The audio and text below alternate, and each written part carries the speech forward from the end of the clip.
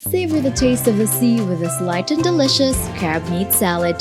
You can spread it on cut up pieces of celery as an hors d'oeuvre, use it as a dip, or put it on bread or pita for sandwiches.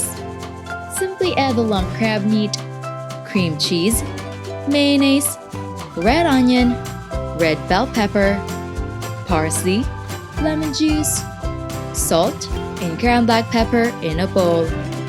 Fold to combine. Serve with bread or saltine crackers and lemon wedges.